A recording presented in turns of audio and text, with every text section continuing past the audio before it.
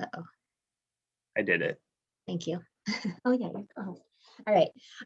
So this first picture actually that I wanted to show you is of garden in Virginia. So we are going across the state here, or across the country. So pictured in this image, we see Peg Moore and her husband, Don. Peg Moore was a past executive director of Shirley Hines Land Trust. She also helped start our Bringing Nature Home program to recognize people for their native gardens. So when they moved from Indiana to Virginia, they completely tore out the grass in their yard. And so this is the view of their native plant landscaping that they installed in their entire yard. So this is it's a great example of how far you can go with your landscaping, but it's no means the only approach. And we're going to talk about all the different ways that we can incorporate just native plants here and there and what the benefits are. So I have 3 local examples here, actually from Chicago, of larger restoration projects. My goal is for everyone to get excited about native plants and to really be accepting of native plants being used in landscaping throughout all of our cities across the country. About 90% of our natural lands have been lost or degraded. And so it's really important for these existing green spaces that remain to be part of the ecosystem that we're all a part of. So in the top left picture, here is actually the Field Museum of Chicago. It's the campus in front of the museum. And I believe it was in 2016, they tore out their traditional landscaping of yew bushes and mowed lawn, and they installed all Illinois native plants in front of the museum. And the Field Museum is involved in a lot of conservation projects and initiatives, from educating students to, of course, bringing people to the museum. So this is kind of a living exhibit while also providing habitat for native insects and birds and other wildlife that do actually live in Chicago. In the top right picture, that's a picture of the High Line in New York, which is an elevated walking pedestrian trail, maybe a bike trail as well, and it's totally lined with native plants. And so right in the middle of New York City, you can be surrounded by buzzing insects and pollinators and butterflies and birds who are eating the seeds there, even in the midst of all that development. And then the bottom photo is the Lurie Garden, which is near the Art Museum in Chicago, in downtown. And I stumbled upon this garden on accident. I had no idea that it existed, and I was waiting. I was on my way to the airport, and I take the train from Northwest Indiana to go to O'Hare, and I had some time to kill before I really had to be at the airport. And so I was just wandering around Millennium Park and went through. You can kind of see this row of trees and hedges. I came through an opening in the hedge, and it felt like a secret garden moment. And it's their garden, as well as the Field Museum, really is not naturalized. It's very well kept, very well managed. So there are lots of big blocks of each different type of species that are well labeled, so you can see what everything is as you're passing through. But it really is spectacular. So if you are in the area, or if you ever visit, these are really wonderful examples of how in really built up areas, you can make a huge impact on the land by changing up the way that you're landscaping. For some more local examples, these gardens are all found in Northwest Indiana, which is where we are located. And these are all gardens that were awarded the Bringing Nature Home Award in past years. So in the top left, the house there is in Miller, which is a neighborhood in Gary, closer to the beach. So there are dunes, and this individual replanted on the hill, which is sandy soils anyway, with plants that are unique to the region, adapted well, and it really makes a much more interesting landscape than trying to grow grass in your sandy yard. The photo in the top right corner is from Granger Community Church, which is near South Bend, if you're familiar with the geography of Indiana at all. And this is a 2 or 3 acre prairie restoration right next to the church. And they have trails mowed there. And so I imagine they can have events and church gatherings and community gatherings of sorts there as well as it just being a resource for the public. And then the bottom photo is the last one I'll kind of name specifically. That is a bioswale that the Indiana Dunes National Park Visitor Center installed in 2014, I believe, when they put in their new parking lot. So all of the rainwater from the new parking lot runs into this bioswale, and it's planted in native species that, again, like the Field Museum, it's introducing you as you come to the Indiana Dunes. You go to the national park and you want to see what the place is all about. You can already get a taste of what types of plants you might see in the Indiana Dunes. So it's a great way to welcome people into the environment that you want them to experience. So why does Shirley Hines Land Trust care about native plants? Well, Shirley Hines Land Trust is a nonprofit land trust, which means that we protect natural areas in our service area, which is Lake Porter, LaPorte, and St. Joseph counties of Northwest Indiana. We also work or will be working in Marshall and Stark counties, but we recently expanded there. And our mission is to preserve and protect the lands and waters of Northwest Indiana and connect communities to those precious natural areas. And if you haven't been lucky enough to visit Northwest Indiana, I highly recommend a visit. This is one of the most biodiverse regions of the whole country. I believe the Indiana Dunes National Parks ranks in the top 10. So it's just under the Smoky Mountains as far as plant diversity and animal diversity goes, if I'm remembering that correctly.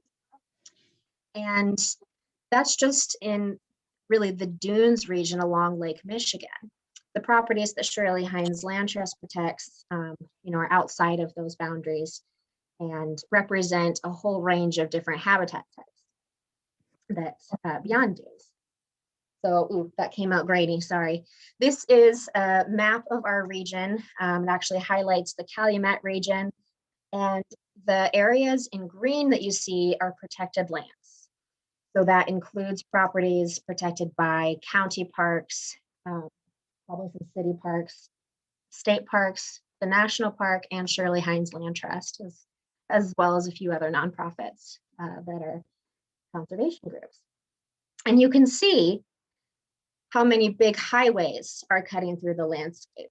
You can see little gray shadows of the cities that have popped up. This isn't fully a satellite map, so you can't necessarily see areas of forest compared to areas of farmland, but you can tell how urbanized this whole region is from Chicago through Northwest Indiana, where we work. So it's important for Shirley Hines Land Trust to not have our preserves be isolated ecologically in order for animals and pollinators and birds to migrate and things like that. So really our goal with the Bringing Nature Home program and in general planting native plants helps reduce habitat fragmentation in the landscape, which can be very detrimental to overall biodiversity, genetic health, amongst all sorts of other things. So I'm curious if you guys know any other reasons to plant native plants. I'd love to see those in the chat. There are all sorts of different reasons to plant native plants, and I want to know kind of what your interest is for that. What are you looking to bring to your yard? And you might get ideas from other people from the chat as well, things that you hadn't thought of that you can incorporate into your landscaping plans as we go tonight. So a little bit more about habitat fragmentation. A really good example in our area is in Lake County. There's a 41-acre prairie called Crestmore Prairie. It's actually, I believe, in a book called 10,000 Things to See Before You Die. It's the largest protected black soil prairie in Indiana. And at 41 acres, it's not that big. And in the picture in the top left, you can see it's surrounded by neighborhoods. You can't see to the south, but the little corner of a parking lot that you can see there is another apartment complex. So it's covered on 3 sides, or surrounded on 3 sides by pretty high density, suburban development. And then to the north, if you can see the mouse a tiny bit, it's turning out a little weird. There's new development going in. So we had one sort of more open side. And if you know anything about prairies, one of the most important things to maintain their biodiversity as a management tool is prescribed fire. And with this high quality prairie surrounded by on 3 sides by people's homes, it's really challenging to get the right conditions to be able to burn it. So management of Crestmore Prairie becomes a lot more people intensive as far as manually removing invasive brush that comes in that otherwise prescribed fire would help to control. So Crestmore Prairie would benefit greatly from people using native plants in their landscaping around it, because it sort of filters or the word is blanking on me right now. Feathers in the habitat and makes it so that there aren't such harsh edges, such a big difference between the natural managed land that Shirley Hines protects, and you can imagine any other land trust or conservation group here that might be in your area. So you have this lush, high diversity prairie. Over 400 different species of native plants can be found there. There are endangered insects that are found there. And it's a remnant prairie, which means it was never plowed under. So you have that diversity, and then compared to a mowed lawn. Can you imagine being a bug and wandering out that extra yard, looking for a new home, trying to migrate out? Maybe you're a crawling bug and you can't fly. You're trying to look for a place to lay your eggs. Who knows? That's going to be a very abrupt change, right? That's like going from New York City to the middle of a cornfield right away, in terms of resources, in terms of, knowing that you're going to have the things that you need in order to survive as an insect in this case. So by having more native plants in people's yards and businesses landscaping in between, we can help connect these preserved sites that will be protected forever. And we do our best to improve biodiversity by removing non-native invasive species, and help kind of expand the range for some of these insects that otherwise really wouldn't be able to move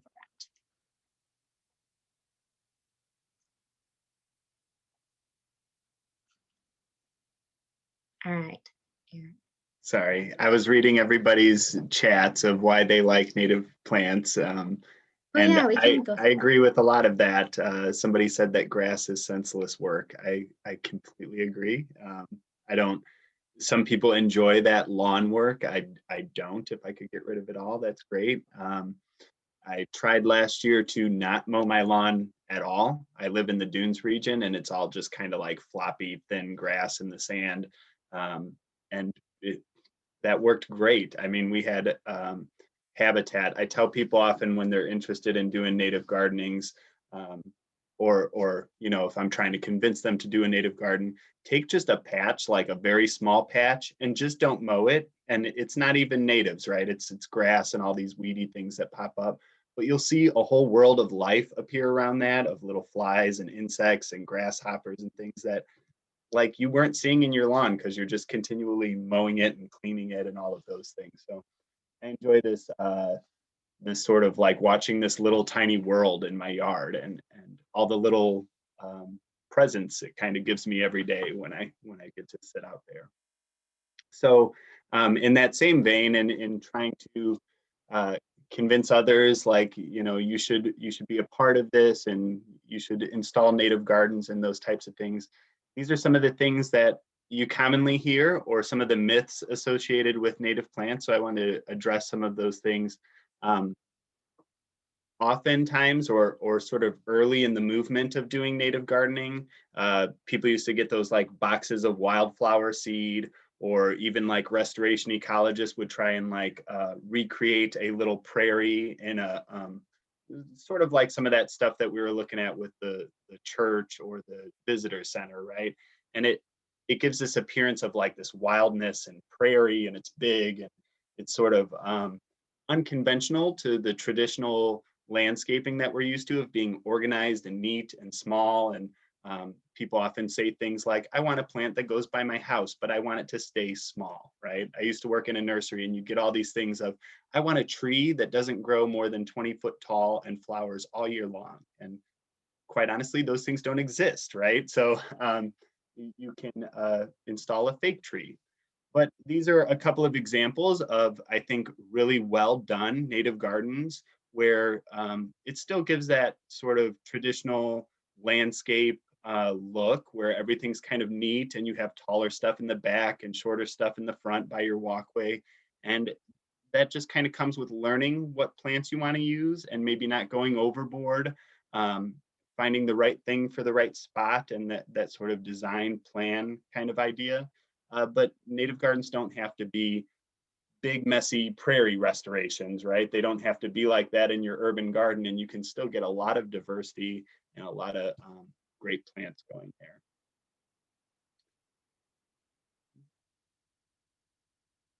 And then, do I have control of this?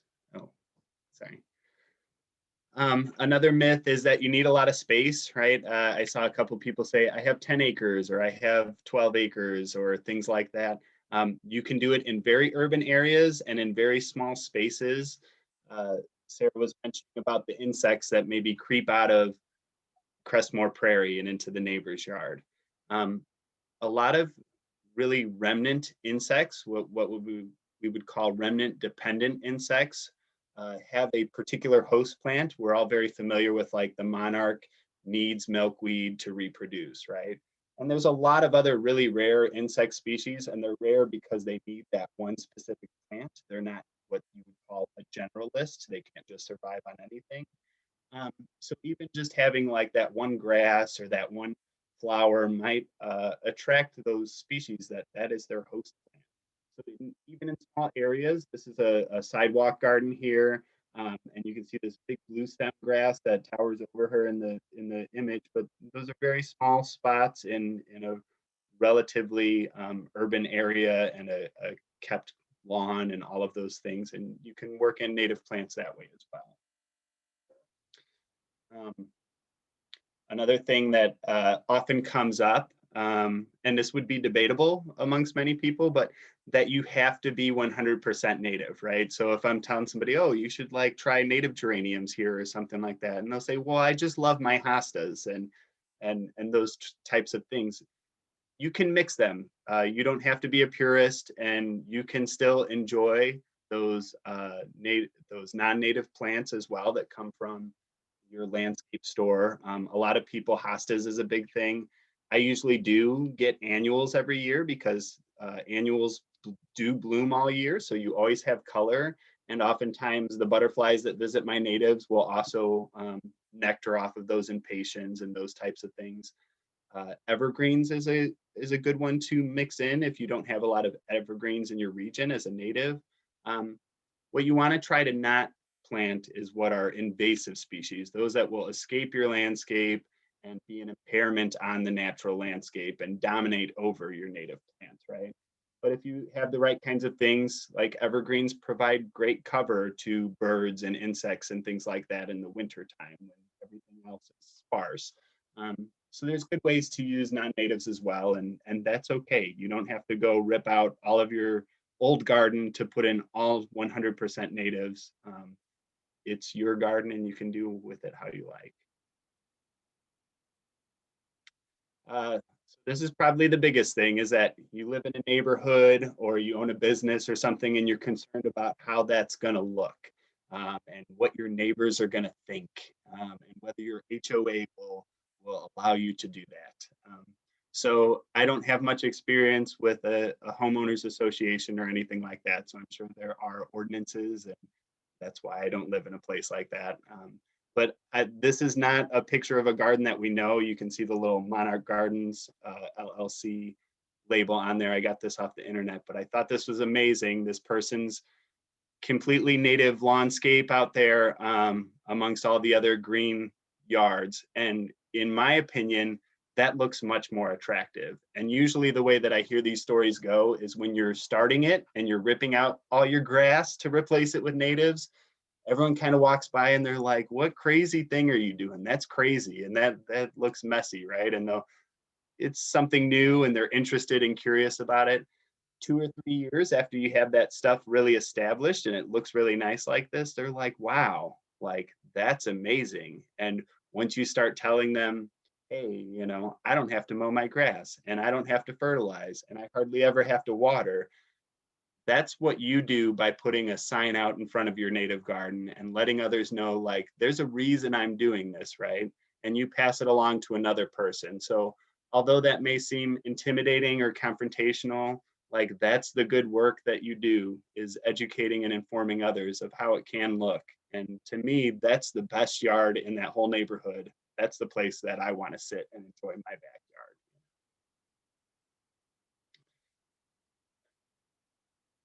backyard. It's so when you're starting to install a native garden, you follow a lot of the same rules if you were doing your own sort of general landscaping thing. But first and foremost, like if you're trying to do a native, it's good to have an understanding of what are the other kind of natural areas near you. So if you live next to Crestmore Prairie, say, you might want to install prairie plants because that's going to help benefit those insects and birds that use that natural area. But it's good to know, like me up here, I live near the Indiana dunes, and there are certain things that will and won't do well in the dunes region, in those sandy soils. If you live in an area full of lakes or full of forests, and you want to recreate that, it's really hard to live in a forested area and be like, but I want a prairie, so I'm going to cut down these trees and build a prairie here. You're trying to hammer a square peg into a round hole, they say. And that then you're kind of like fighting with it. And the beauty of doing a native garden is first and foremost that you shouldn't be fighting with it. You're working with what you have and what does well there and what's available. So that's always a good start. Everything else is kind of those typical rules of installing any sort of garden. What space do you have? Where are you going to put this? And what space do you like not have, right? Where do you not want to have a garden because you're like, that's where the pool's going to go or something like that. It's still your yard and it needs to function. Um, Understanding if you have sandy soils or wet soils, wet areas are really important. Do you have a lot of sun? Do you have a lot of shade? And choosing your plants based on those kinds of things is really important. What do you want to achieve? I saw people comment all sorts of different things. Some people said pollinators, and some people said birds. And you might want to achieve all of those things. And by doing one thing, you might achieve some of those. But if you're really into butterflies, you can go in that direction. And if you're really into birds, you can go in that direction. And you can really improve how many birds you'll start getting in your yard if you're really directing yourself towards that. So like plants that provide a food source, plants that provide nesting sources. Some plants attract insects that the birds like to eat those insects and those sorts of things. Know what's there now and what you have to work with, and what's missing. So the birds is a good example. Oftentimes people put native habitat and they're doing it to attract birds, but they're not providing like a water source, right? Birds also need water. Birds also need places to perch and sit on, and they need places where they can kind of scurry away and hide when a dog comes by or you come out your back door. So they need to feel safe to come to your feeder and those sorts of things. So just think about like if you were a bird, or learn about what sort of birds you're trying to attract and what do those things need. Maybe they need bundles of grass because they use grass to make their nests. Those sorts of ideas.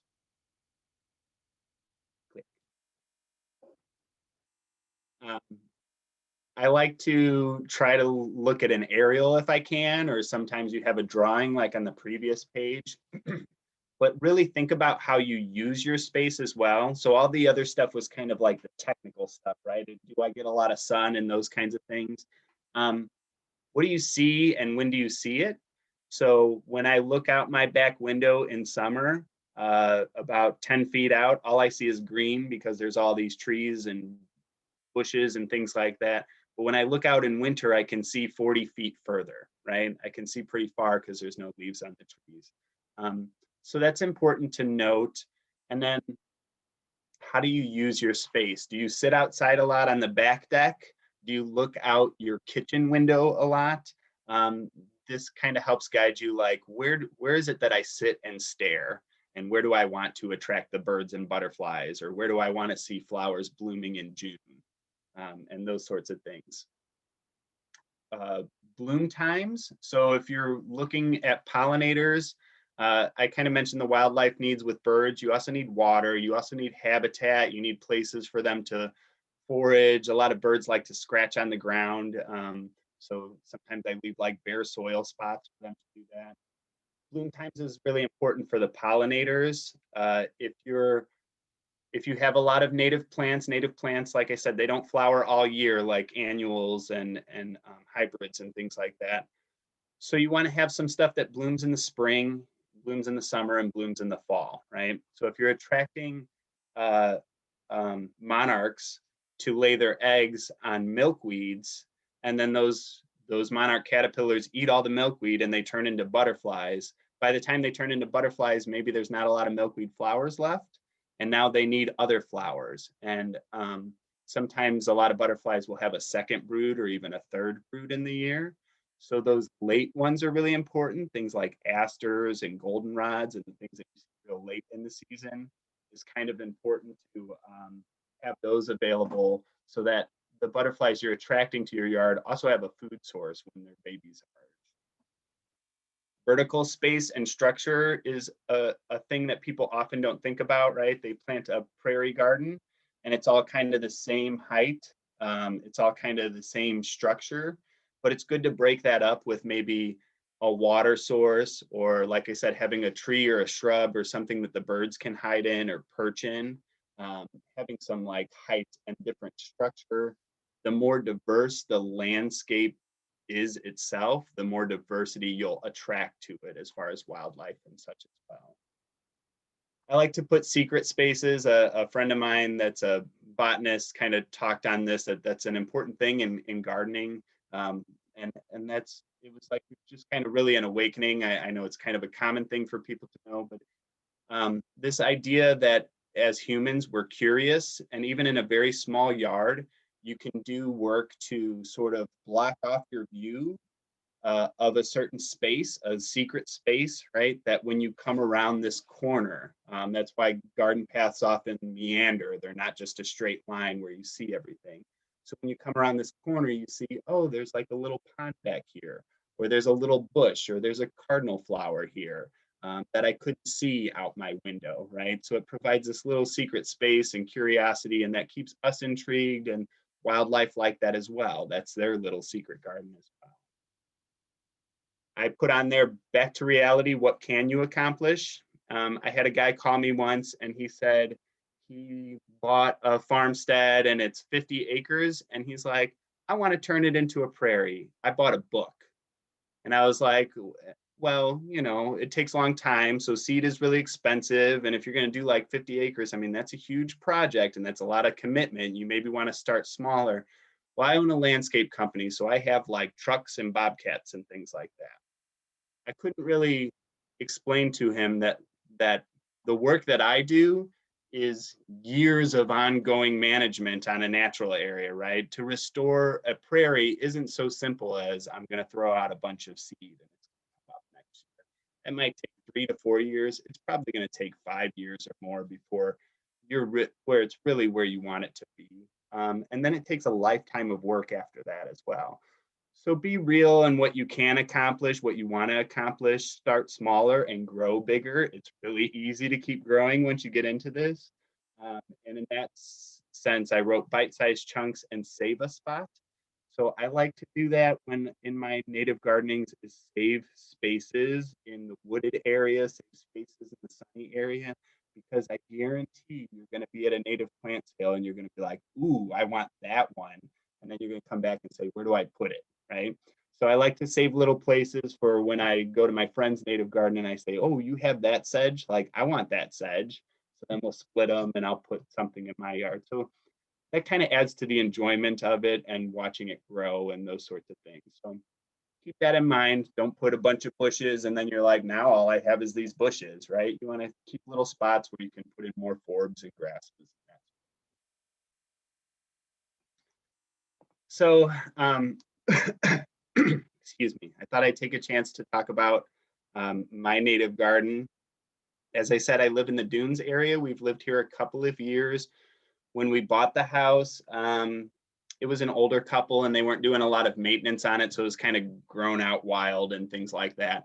But there was a lot of English ivy and a lot of winter creeper. There was a lot of Oriental bittersweet choking on the trees. So we spent a good part of our first year trying to just pull that stuff up, get rid of it, pull it off the house, take it off the trees, that sort of thing. This picture is that's me using my Apple Watch trying to get a picture of us with our Bringing Nature Home sign, but I was doing a poor job. But it was also a good picture that captured quite a few things. My method as an ecologist and a stewardship person is kind of like to treat it like my little mini nature preserve. And I keep things very messy, as I was saying, like I tried to just not mow the grass last year. Um, so you'll see some of the natives in front of us, but there's also some things. You can see a bird feeder in the back. There's a few smaller sassafras trees, and sassafras can be pretty aggressive and take over.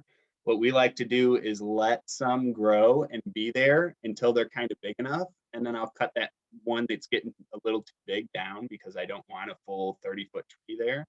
And then I let the other small one grow until it gets bigger. So we're kind of always rotating and we kind of always have some there, but I don't have to like manage it and get rid of it, right? In front of me is a little leaf pile. So some areas I won't rake leaves at all. Other areas we have a lot of oak trees, so it'll mat down all the spring ephemerals, and I want to kind of clean some of that off so I get more flowers. And then of course like my deck and stuff like that. Um, but we don't really get rid of them. We'll either mulch them or compost them. But sometimes I just leave some there, and that little pile in front of the bird feeder and bird bath was like a really great little pile for all these birds. We have towhees and they like to scratch in the dirt. And then when juncos come in the winter, they like to do that as well and stuff. Like those ground birds really like that. And of course, there's tons of insects and stuff that are using that. So birds that are insect eaters come and kind of feed from there as well. And something just as simple as just like leaving some piles of leaves. Like some people that just really don't like that, and I love it. Like I said, that's a little microcosm I like to go visit and just sort of watch what kind of life comes there. But my other stuff has just been removing invasives. There are some natives there, so I nurture those and let them grow. Um, but I purposefully keep it messy. I think that one of my neighbors thought that I just didn't have a lawnmower. They said, you know, I have a mower if you want to borrow it. I said, no, these are all like asters and stuff. I'm waiting for them to flower. Sometimes the things that bloom in the fall, you know, they just look green all year and people think they're weeds. And then come, you know, September, October, and they're in full bloom. They're like, wow, okay, like I get it. That's why he kept them all year. So this is the front where I keep it a little bit neater. And that whole area was covered in some brushy trees growing a little too close to the house, and just English ivy and Oriental bittersweet growing all over the trees. So in the winter time, we did some brush removal and opened that up a lot. You can see little orange flags. We've stuck some geraniums in there and ferns and things like that. But this is also kind of one of those spots where, because we removed so many invasives there, it was pretty barren. And I do just kind of leave a space. And every time we're getting little natives, we're like, okay, where can we put this one? Where can we put that one? So it'll probably take a few years. And then that's my little hammock we hung between two trees and the view I look at. So that was kind of me planning my space and being like, this is where I like to sit, kind of on the dune, on the top of the stairs. And so a lot of my native spring woodland flowers are kind of in that area as well. But I kept a little space where there's not plants under my hammock. So this is kind of what I look at from the hammock area. This is just some of the plants that I have growing here. Some of these things we added in, and other things were there and just needed to be freed from the ivy and from all the leaves. There was probably, you know, forever worth of leaves piled up, probably 6 inches or more. Things have come back and they bloom like crazy. We have a lot of geraniums. There's bloodroot in there. There's a number of different sedges that I haven't even identified yet.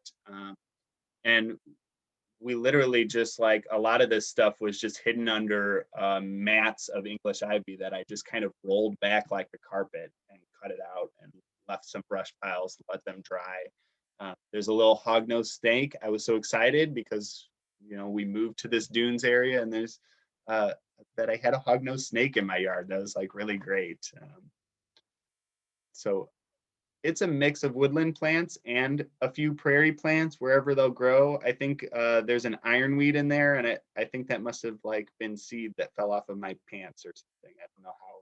We certainly didn't plant it, and it's very out of the ordinary in this dune woodland garden. But it's great. It stays there. There are a couple questions for you in chat, Eric. How much land do you have? Tiny. It's a lot and a half, which I think adds up to being like 0.0 something. It's less than a quarter of an acre for sure. And how did you get rid of the English ivy? What was your approach? So my wife also works for the national park. We're obviously very trained at like using herbicides and stuff, but we didn't really in the beginning. I'm starting to get there now, but a lot of it was just manual removal. I rolled it back like a carpet and kind of cut underneath it in a lot of places. Where it grows on the trees, I had English ivy and Oriental bittersweet. You cut out the section. Don't just cut the vine, but cut out like a section of the vine because the vine will heal and grow back. So when you look at my trees, actually I had a tree guy come look at my trees one day and he's like, you can't cut around the bark like that. Like you're going to kill the tree. And I was like, that's not the tree. That's just vines because there's just this weird ring around my trees. And it took about a year of, I mean, it's still falling out of there. The vines start to dry up and they're just dropped. They kind of rain down a little bit from the trees. But a lot of it has just been manual removal at first. A couple of times, like I mowed it to try and just, you know, damage it a bit and knock it back. But a lot of it's just pulling and pulling and pulling. And it takes time. I mean, we're still doing it 3 years later. And to add to the English ivy, this is an aside, and you can correct me if I'm wrong, Eric, but I believe one of the ivy can be invasive once it starts to grow up. A lot of the time, if you do have English ivy in your yard, you may not notice that it's making berries when it's kind of a ground cover, but it's when it starts growing up the side of the houses or way up high in the trees where it starts to produce those seeds, those berries that birds are attracted to and then carry other places. Yeah, I would say that it's usually pretty aggressive, and anywhere a vine touches, it roots. It was a mat of carpet on, I would say, more than half of our entire yard. It was growing under siding. It was covering trees. Even if I liked it, I would not let it get that much out of check. A good reminder if you do live next to a natural area to be careful of what might spread from your yard because you don't want to remove it. And that's another important point with like the ivies and vines. Like I said, I peeled them up, but then I let them sit on, we have like kind of a stone patio area so that they just dry and die. You can also bag them up in black garbage bags and that heat helps them die.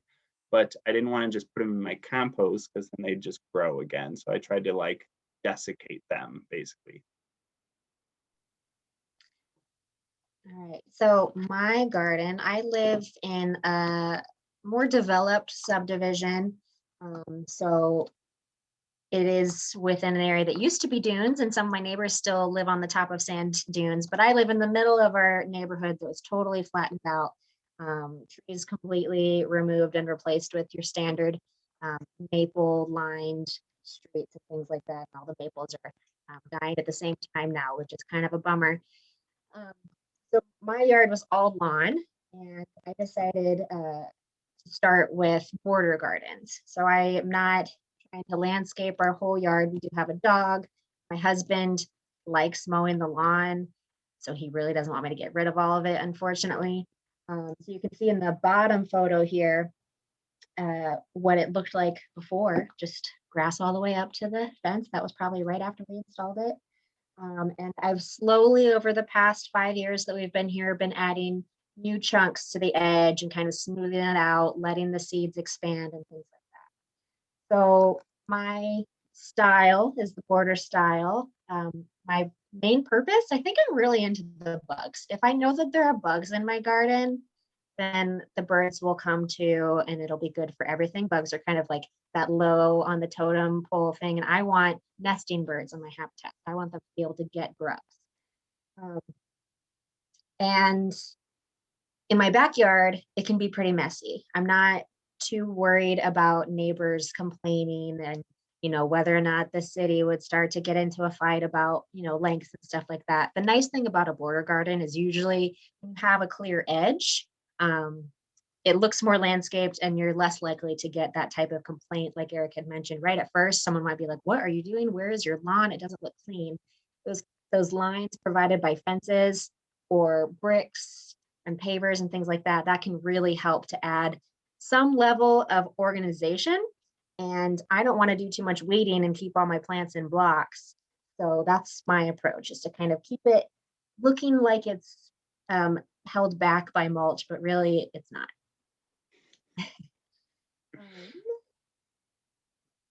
So I have a few pictures of my garden here. None of them are, I realized actually that my use for my garden is to not look at a screen. So while Eric has lots of pictures of his garden because he earned a Bringing Nature Home Award last year and took all the pictures for his applications, I have not done that yet because I looked at the application.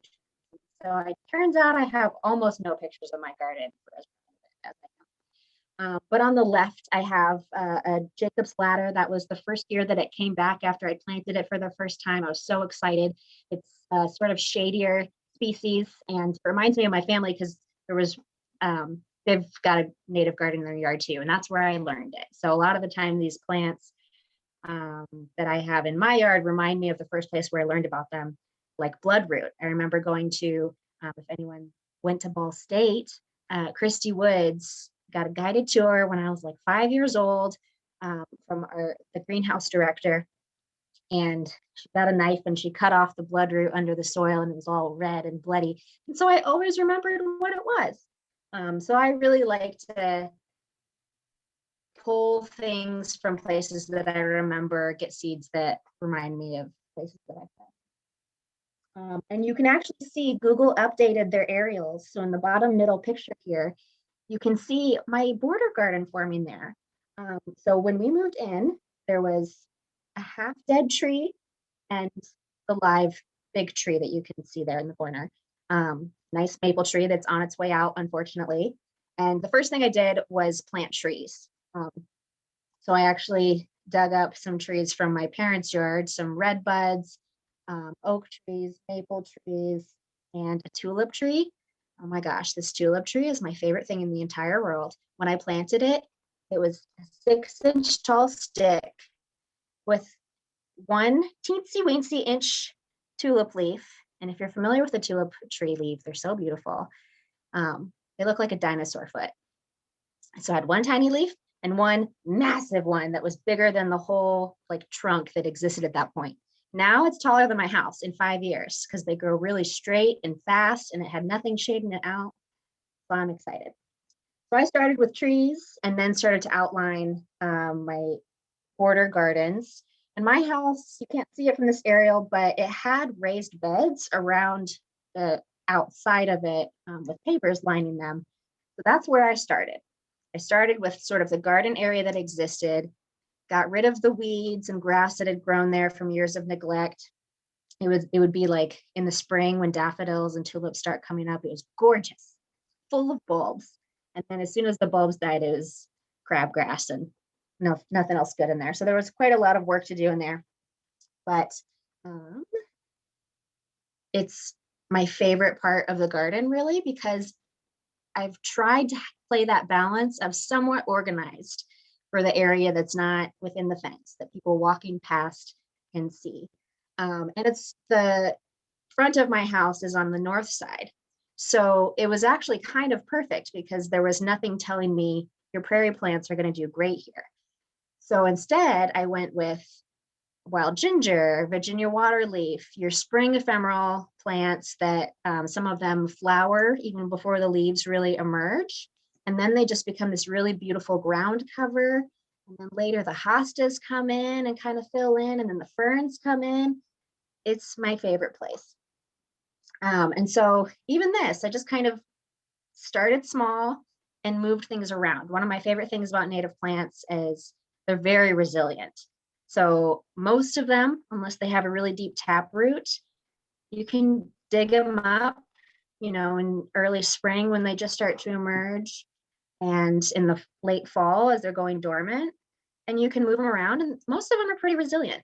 So I have probably over 60 species of plants that I've planted, different types.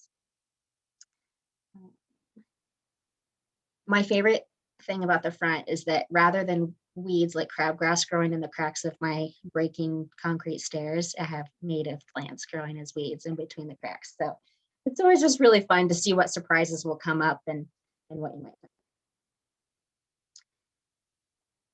find. So why get certified? So Bringing Nature Home is Shirley Hines Land Trust certification program for our locals. But there are all sorts of different certification programs. There is the Wildlife Habitat Certification Program, I believe it's called, with National Wildlife Federation. There are Monarch Way Station certifications. There are state Native Plant Society certifications. Even in Indiana, you could have both. Wild ginger's not invasive here, actually, Carol. I get distracted by the chat. There are all sorts of ways to get recognized. And the great thing is most of these programs nowadays, they send you a sign. So a yard sign that you can post in your garden and tell people who are walking by why your plants look different from the traditional gardens that they're used to. And it's a lot of work to plan out your garden, pick up your plants. They're not always that easy to source. You have to go more towards one-day sales or pre-orders or things like that to get some of your plugs if you're not starting from seed. And you deserve recognition for all of the effort that you put in to plant that garden. So we want you to feel, we want to recognize people who have put in that work. And it also is kind of a fun social activity. In non-COVID times, we do on-site visits where we have a crew of experienced native plant gardeners come and do a site visit on our applicants' gardens, and we can share tips and we can learn new plants, and we can see how different people adapted different types of existing landscaping to their native landscaping and sort of the processes and things that they've learned over time. So it's kind of it's a really great community builder in that aspect too. And then it also encourages other people to apply to install and be native gardens so they can apply for an award that's recognizing them for their efforts that help wildlife. So if you are from Indiana in the 4 counties that we are active in, Lake, Porter, LaPorte, and St. Joseph County, I highly encourage you to apply for a Bringing Nature Home award. If you do not live in our service area, check out all sorts of other resources and get your yard sign to invite people to appreciate these different kinds of plants and help us spread this network and expand our natural boundaries beyond already protected areas. So a lot of the requirements for programs like these are fairly similar. They'll vary a bit, But for us, your planting should be at least in their second growing season. So if you are installing a garden this spring, you could apply next year once those plants are growing for their second season. Plants should be primarily native plants. So like Eric had mentioned, if you have some non-native plants, that's totally fine. Hostas, a fern that may not be native, things like that.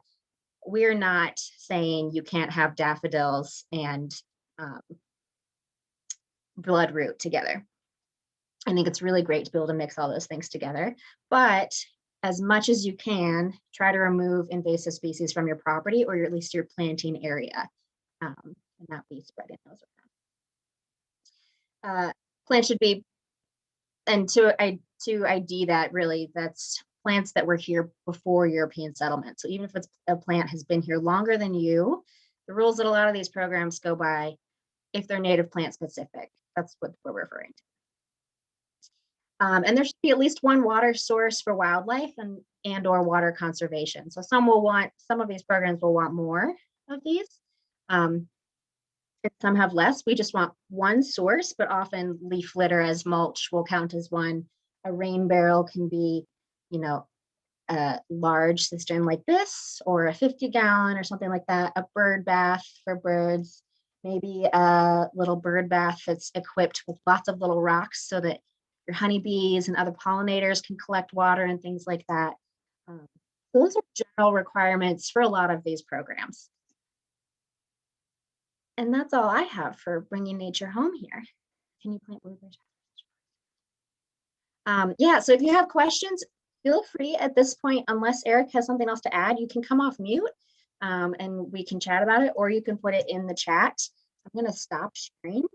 I was going to add what you said about, you can mix natives and non-natives. I think the point of that rule is you can't have like this completely, non-native landscape and be like, but I have a purple coat flower. That's nice. But if we put a sign on it, you're misinforming people that that's a native garden, That's a really good point. And it reflects back to, a true you have to think about your purpose. If your purpose is to attract butterflies, you should have a variety of nectarine sources as well as those host plants and things like that. So yeah, one purple coneflower is not going to cut it. Yes, can you plant all those berries together? I mean, you can try, but I think people were already pointing out, that they have different conditions. Strawberries, blueberries, and raspberries are all kind of different life forms. Blueberries are bushes, strawberries are ground cover, and raspberries are canes. I would guess, depending on the species you're using, the raspberries will kind of be a little aggressive and take over a bit. It depends on where you are. Can you put all of those in your landscape in some degree? Sure, but they might not grow right next to each other just because of their different preferences.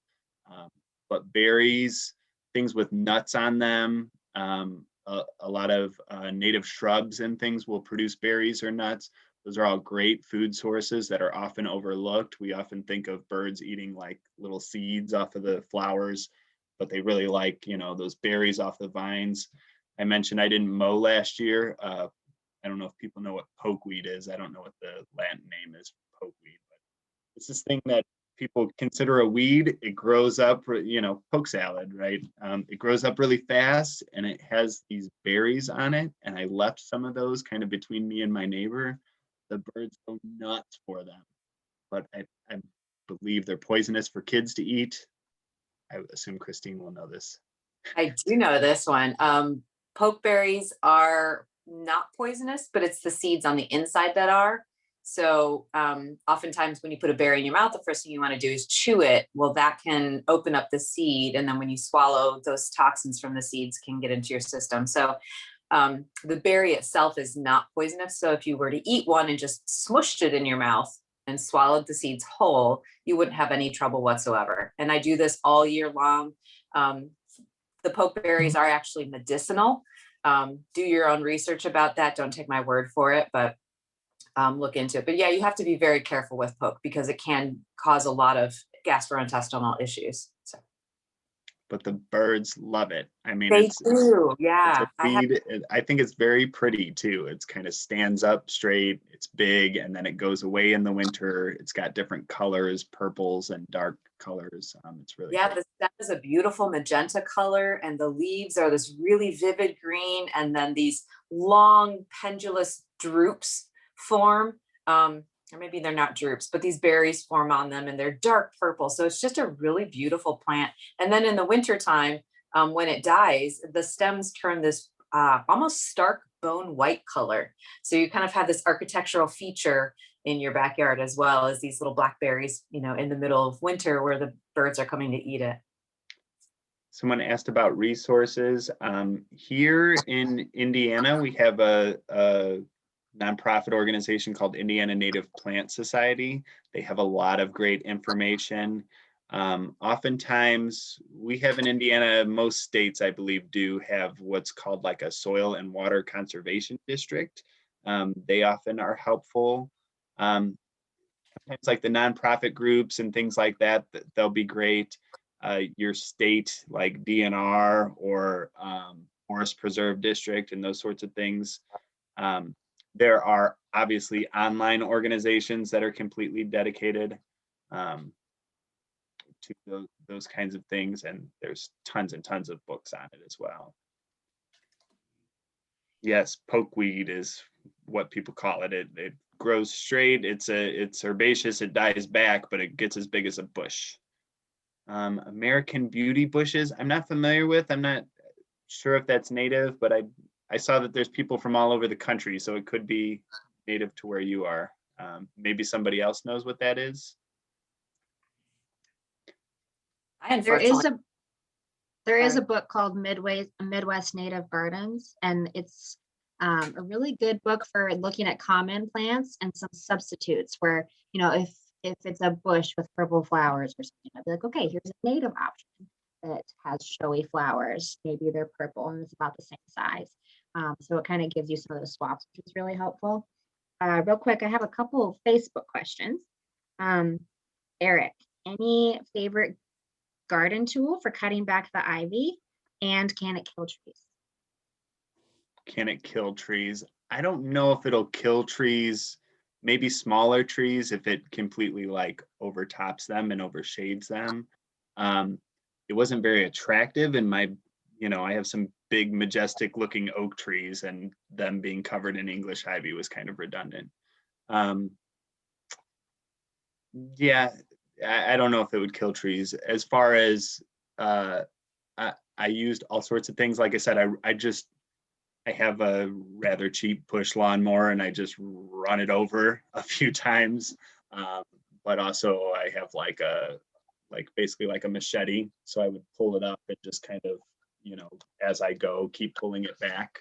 And it came up as like one big layer in a lot of places, but then you have all the little ones that you're kind of hand pulling.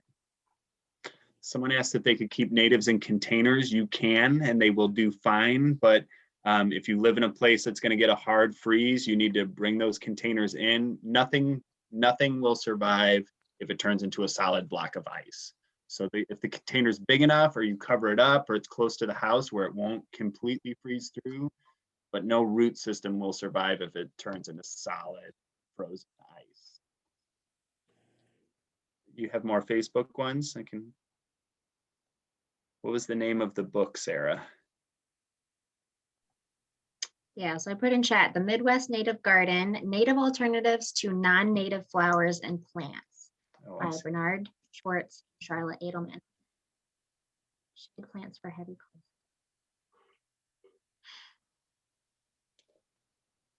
clay. Eric, maybe you can answer this question from an ecology perspective, but so the question was shade plants for heavy clay soil, any suggestions? And I would say that if you can find a native plant that is really quite local to your region, there's a chance it's going to figure out a way to do well in your yard, or whatever you're working with your soil, unless that soil has been completely changed out through that development process. A lot of your local shady species might be good. So I'd be thinking of, you might want to start it with some more hardy plants to kind of break up the soil with the root systems and help water penetrate, and you'll get more aeration that way. So, things that grow really well for me would be like wild ginger, like I've mentioned, Virginia waterleaf, some of the more showy things, and probably even bloodroot would do quite well. These spring Yeah. ephemerals will have shallow roots, so they won't need that as much, and just a little bit of layer on top will serve them well. If there's things in local nature preserves that are growing in nature, they'll probably grow in your yard. And then prairie plants, if you have a lot of sun and you're trying to get prairie plants, you might want to just make like a pocket of nicer soil for them to get started. But they have pretty tenacious roots. I mean, they will tap into stuff and they go very deep and those sorts of things. So a lot of prairie plants will do well in somewhat of a clay soil. If you're talking solid clay, I mean, that's just tough. That's just a tough landscape. You want to see what's already growing around you. I do have heavy clay in my yard, and I have 3 mature maple trees, and I'm on a third of an acre. So I have a lot of heavy shade, and many things that will work are things that I personally have growing in my garden are ramps, wild violet, wild onion, bloodroot, and then Eric, this one's the name of this one is escaping me, but it's about the same height as garlic mustard, flowers at the same time, small white flowers, smells like anise or licorice, like if you rub the leaves. Yeah, it's probably sweet Sicily. That was Yeah, one of my yeah, sweet root Sicily is doing really well in my yard as well. So those are just a few things that will grow in heavy clay soil in the shade. Yeah, very good. Somebody said plants that will grow in a prairie of Bermuda grass. That I assume that's a monoculture lawn of Bermuda grass. So it's in that sort of situation, it's really good to start with maybe just a layer of cardboard to kill it, put some mulch or some bricks on top, depending on what your neighborhood is like.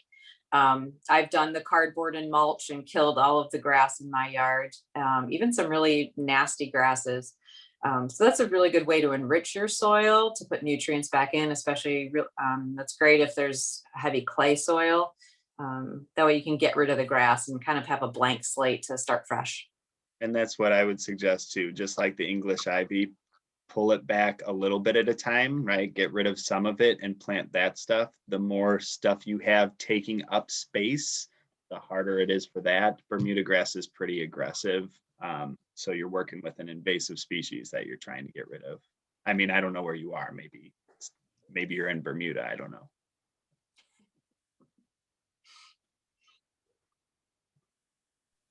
And that's pretty much what I did for my lawn. Was I covered the areas that I wanted to plant with cardboard and a layer of mulch. And then I'd take like a knife or a scissor and cut out the hole that I wanted, flip the grass over under there and plant my plug in that little spot. And then all the grass around it could kind of die out. And that thick layer of mulch would They help. said Oklahoma is in Oklahoma, like Bermuda grass is a pretty common like lawn grass. Yes.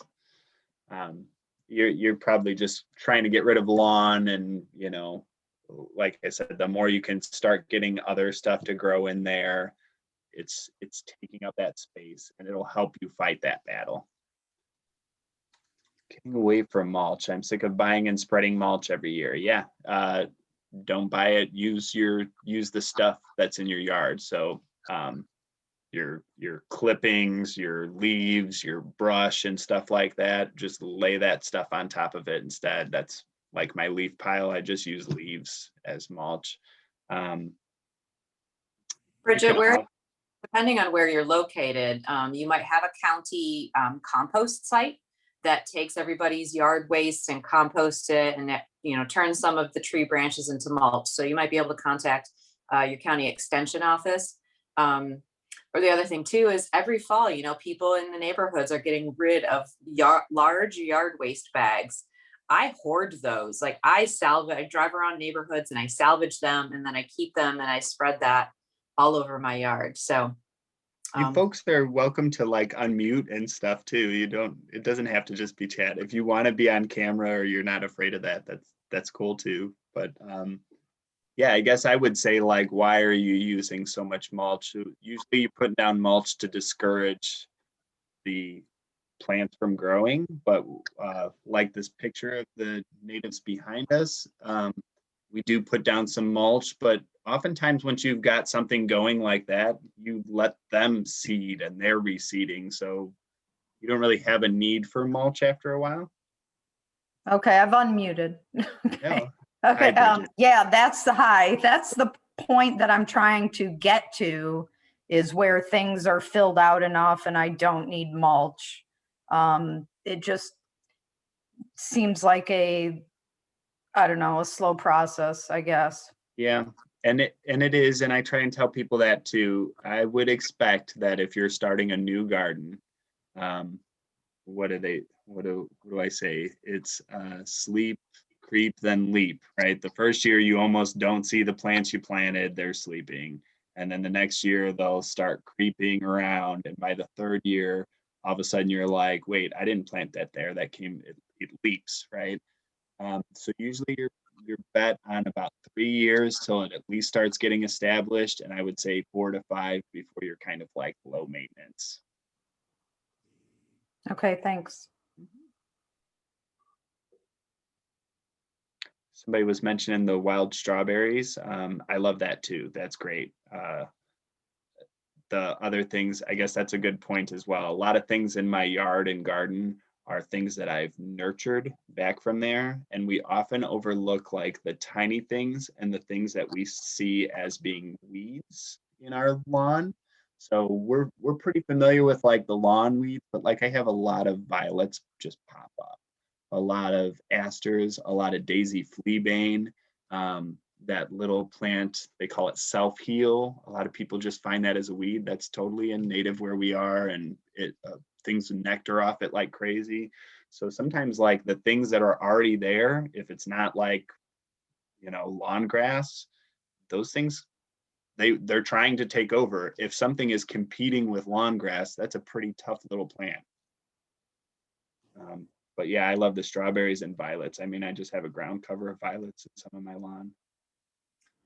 And again, on a medicinal or edible note, because I do love wild edibles and medicinals, both violet and wild strawberry are edible. Again, do your own research, know yourself. If you have any food allergies, avoid those things if there are any plants related. But it's fun to put plants into your landscaping that feed both the pollinators as well as people. So milkweed is another thing that's really great. Everybody loves to take care of the monarchs, but it's also very delicious, just saying. It looks like we were going down the when do you clean up alley, and people have a lot of different opinions on that.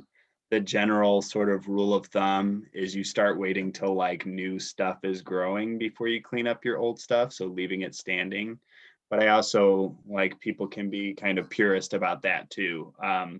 Like clean up what's comfortable to you when you need it cleaned up. Like people will say like, don't rake your leaves. And I'm like, you don't understand. I have nothing but oak trees. If I didn't rake my leaves, they'd be knee high in front of my door, right? So there's places I don't and places I do. And, some of my space, I need my space too. So if you're gonna clean up stuff, but you're worried about like the insects, it depends on your space. This is also how we do like controlled burns or winter mowing on habitat to try and reduce shrubs. What you try to do is you clean up one spot while leaving another with the similar habitat. Now, the smaller your yard or area is, the harder that is to do. But if you're, working on an acre or something, you can mow one spot and leave another as long as you still have like forest and forest, right? Because you're leaving what they call a refuge for those insects. And somebody pointed out like lightning bugs will, they'll be in there or they'll need that space, or some things are completely overwintering in that dead material. So just know like the more messy you keep it, the better that is for all the insects and things, because they're probably using that as habitat. But depending on where you're living, and that's not an option for everybody, right? So if you're going to clean up, try and clean up some, but leave some mess in similar areas. They have a little island of refuge, and those things can repopulate back to your yard.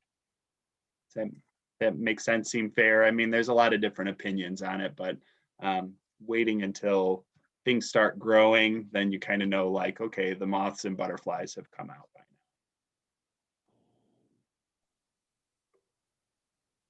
And if you do clean up, they, some will also say, what is it, keep about a foot, if you're cutting, especially tall things back, keep about a foot of that dead growth and just cut it pretty tall rather than close to the ground. And then some of those, if you're doing that, especially before winter, then those overwintering bugs still have a chance to come out. And then once your temperatures are pretty consistently over about 50 degrees, I've been seeing lately, then you can cut those dead parts back shorter if you really want to, or wait until they get covered up by the other stuff and let them decompose. And so really, I mean, I was given advice from a guy that like just doesn't do that. I literally don't clean up. So I'm in the messy sort of field. People are saying thank you. You're very welcome.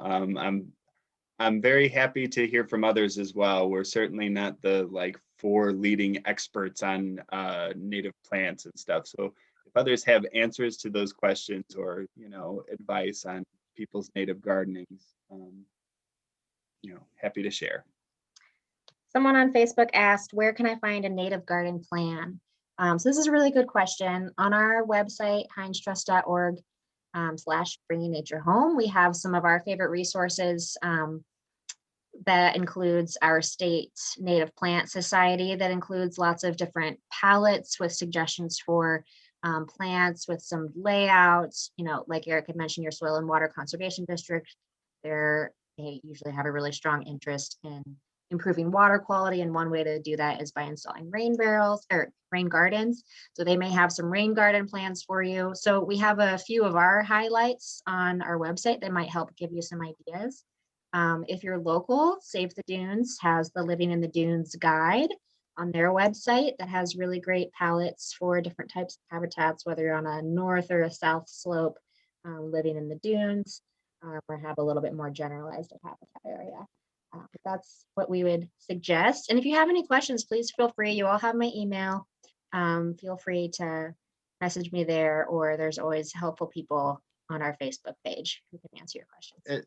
I would note, because somebody asked earlier too, is there people that can help me with that? There are contractors and such as well that specialize in native gardenings and environmentally friendly gardening and those sorts of things. So those people are all over. And if you're in a position to do so and hire those people, that's a great way to support a small business that's trying to do, a very good thing. So look them up. I'm sure there's somebody near you that is trying to make a business out of this kind of a thing. Can you watch this on Facebook later? Yes. I would assume so. That's why we're recording it. Yeah, and we'll also have a copy on our YouTube, although I'll make it shortened since the full thing's on Facebook. So yeah, if you have friends and you learned something here, send them over our way. But there are so many more native plant courses being offered right now, and clearly you all found us from all over. It's cool. But there are really wonderful organizations just in our area who are doing this stuff all through the month of March and April. I'm so grateful everybody came to ours. There's people from all over the country. It's kind of amazing. Somebody said, look for a native nursery. Indiana and the Indiana Native Plant Society has the link, but I believe it's called Grow Native or In Grow Native. But it's got a map of all the different places, both landscape businesses and nurseries and native plant places. And then often like friends of groups. So we have Friends of the Indiana Dunes, Gibson Woods Wild Ones. I'm sure there's others that I will forget, but they'll put on their own native plant sales, and that helps raise funds for them to do their mission.